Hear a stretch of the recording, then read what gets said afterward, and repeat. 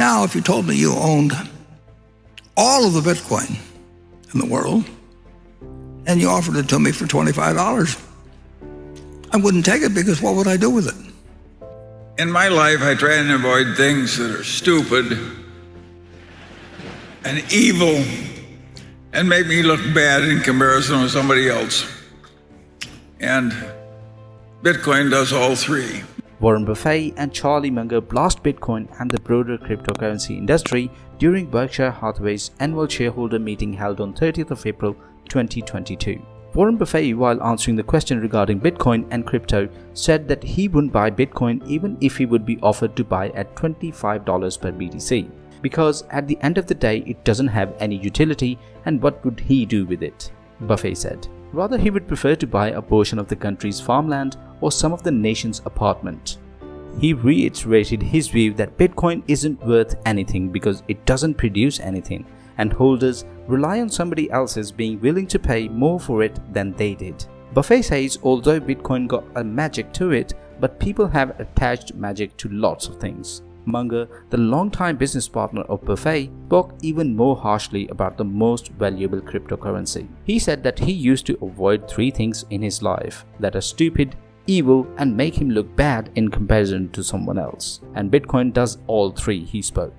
The billionaire investors opined that holding Bitcoin is stupid because they believe it to be worth $0 in time. Charlie Munger called the Chinese ruling party smarter than United States because they banned it without hesitation, ensuring the integrity and stability of their financial system. Watch the words of legendary investors, but before that, take just a second to smash the like and subscribe button if you haven't done yet. Enjoy watching.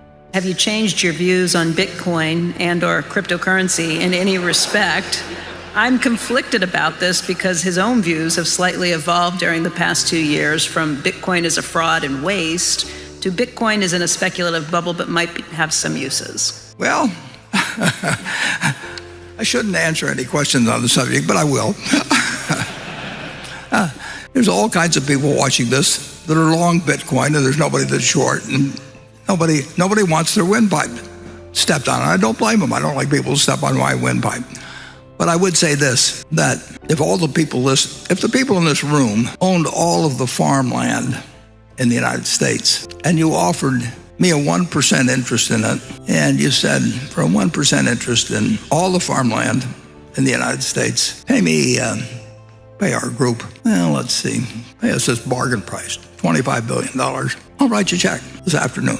$25 billion, now I own 1% of the farmland. If you tell me you own 1% of the apartment houses in the United States, and you offer me a 1% interest, so I'll have a 1% interest in all the apartment houses in the country, and you want whatever it may be for another $25 billion or something, I'll write you a check.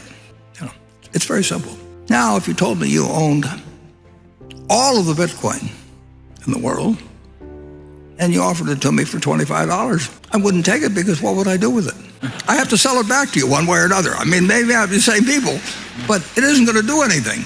The apartments are going to produce rental, and the farms are going to produce food. And if I've got all the Bitcoin, I'm back where whatever his name was, who may or may not have existed, was. If I've got it all, he could create a mystery about it. But everybody knows what I'm like. I mean, so if I'm trying to get rid of it, people will say, well, why should I buy some Bitcoin from you?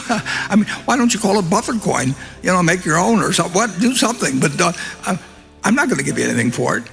And you'd be right, incidentally. But that explains the difference between productive assets and something that depends on the next guy paying you more than the last guy got. Now, net, if you look at it, a lot of commissions have been paid, and there's all kinds of frictional costs that are very real that somebody has paid to a bunch of people who facilitate this game. But whatever one group of the public has taken out, or one group of owners, has come in from other people. I mean, it's other people have entered the room and they move money around, but there's no more money in the room. It just changed hands with a lot of maybe fraud and costs involved, and a whole bunch of things. You lose, you forget the numbers or forget the equation. You can do that with a lot of things.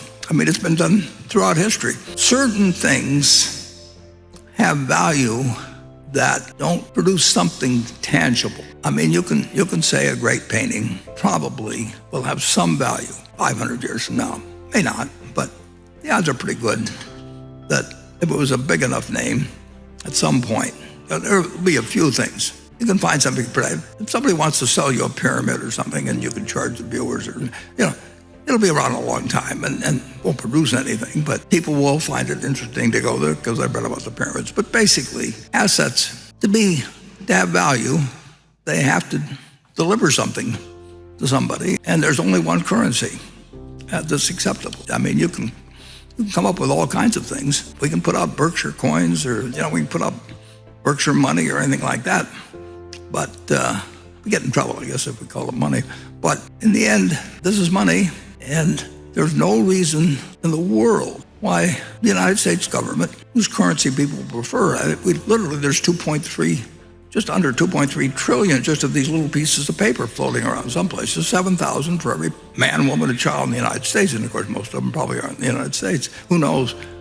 But this is the only thing that's money. And anybody that thinks the United States is going to change to where they let Berkshire money replace theirs, is out of their mind. So anyway, with those few deficiencies, whether it goes up or down in the next year or 5 years, 10 years, I don't know. But the one thing I'm pretty sure of is that it doesn't multiply, it doesn't produce anything. It's got a magic to it, and people have attached magics to lots of things. I mean, the gold in Wall Street.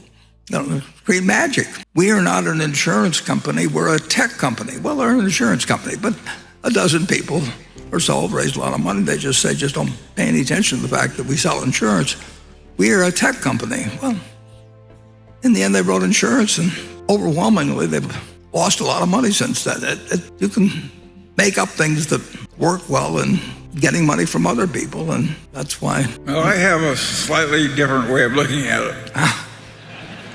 I'll sell you some then. Well, in my life, I try and avoid things that are stupid and evil and make me look bad in comparison with somebody else. And Bitcoin does all three. And in the first place, it's stupid because it's very likely to go to zero. The second place, it's evil because it undermines the Federal Reserve System and the national currency system, which we desperately need to maintain its integrity and government control and so on. And third, it makes us look foolish compared to the communist leader in China. He was smart enough to ban Bitcoin in China. And with all of our presumed advantages of civilization, we are a lot dumber than the communist leader in China. Yeah, and when 25% of the people of the country get mad because we've said what we've said today, just remember Charlie spoke last and was the most...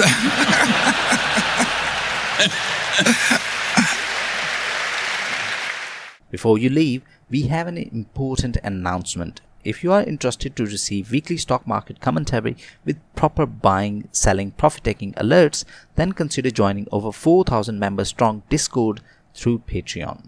Check out this last week commentary where we warned investors of upcoming volatility in the market and highlighted opportunities to take benefit like buying SARK fund. You can also learn options trading and join our weekly live session where we teach how to trade options. All these benefits are available under this $20 VIP tier instead of the regular price of $120.